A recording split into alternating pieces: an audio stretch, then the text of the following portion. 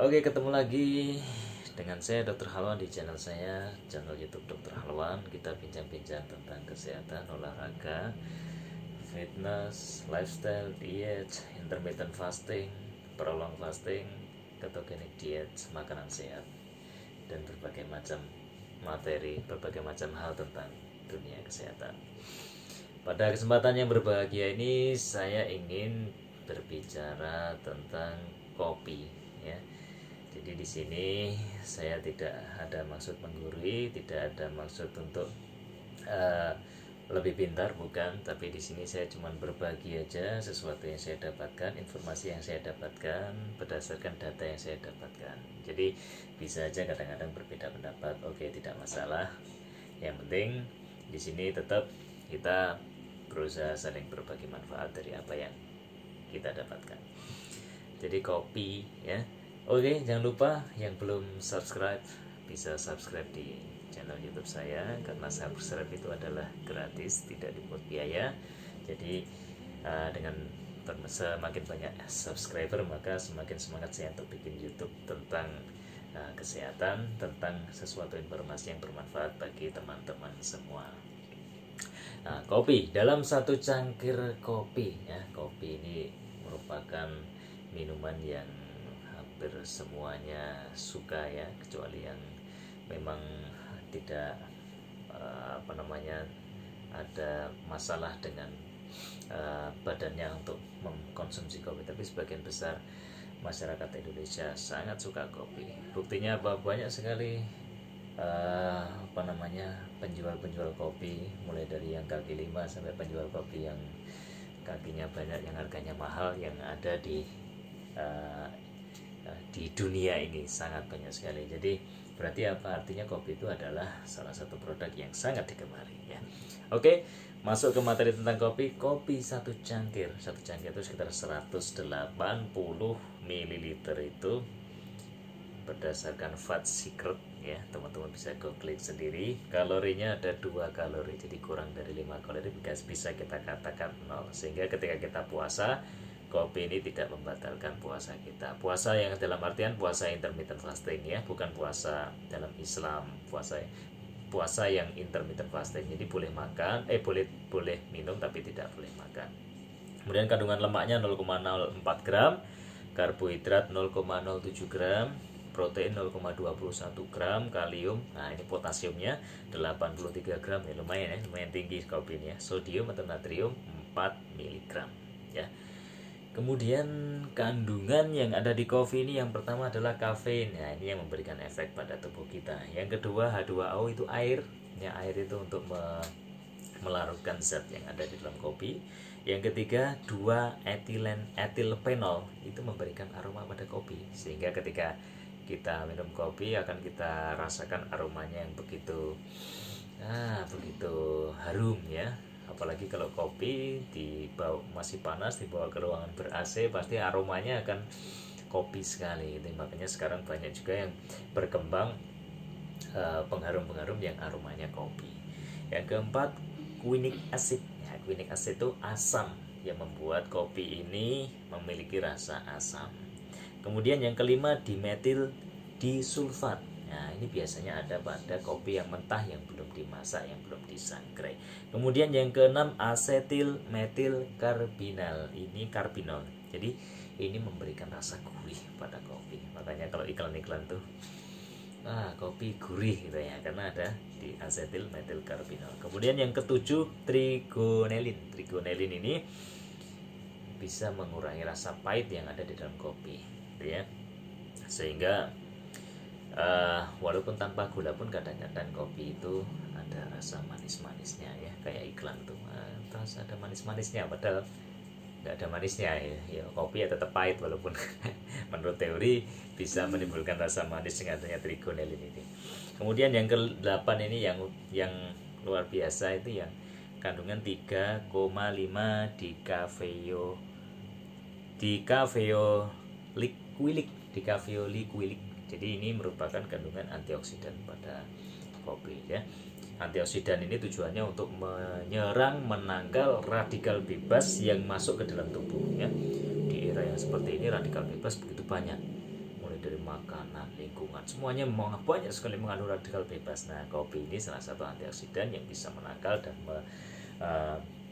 membentengi diri kita dari radikal bebas ya. Jadi kandungannya ini bisa teman-teman lihat di situsnya Badan POM Indonesia.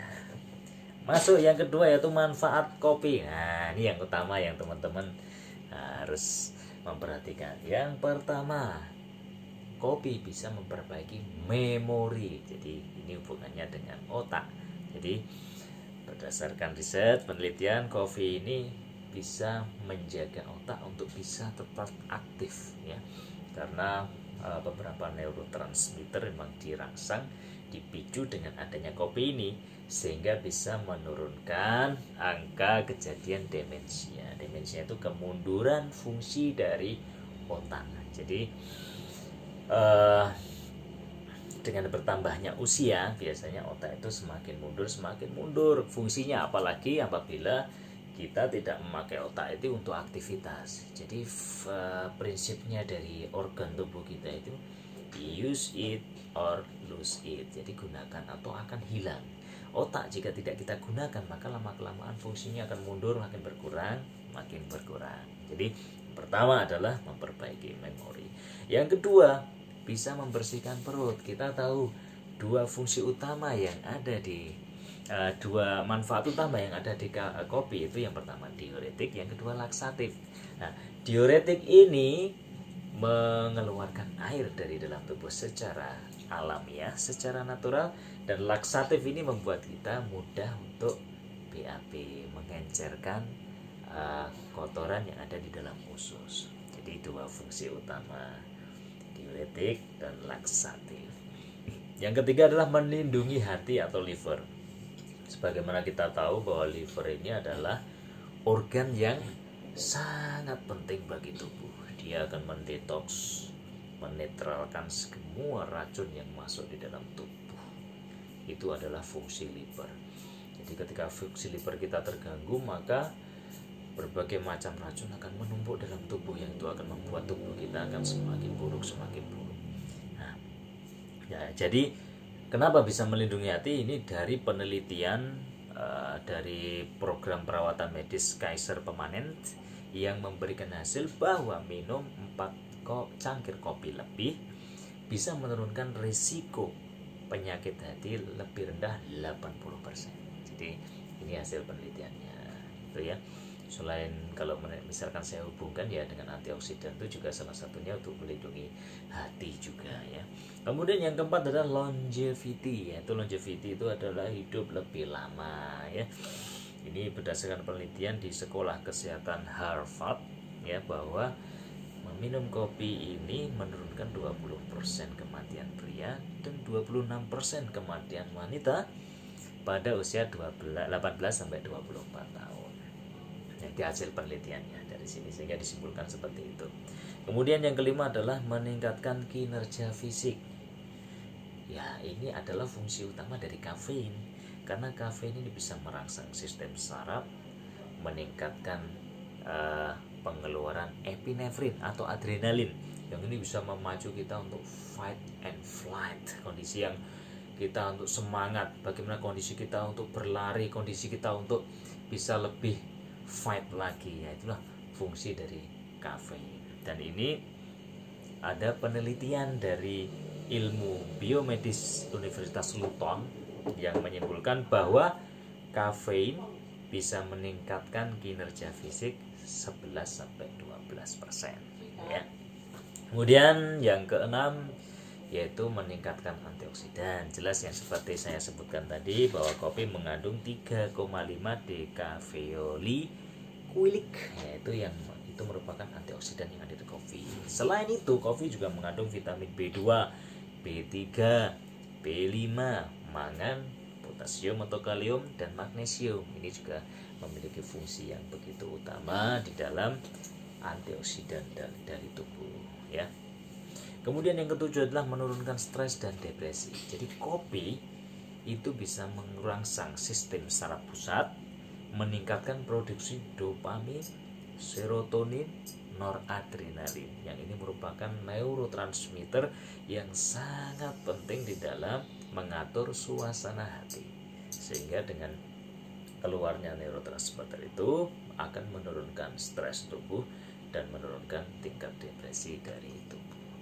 Kemudian yang ke-8 adalah fat burning, yaitu membakar lemak. Jadi kopi ini bisa meningkatkan pembakaran lemak dengan cara meningkatkan laju metabolisme.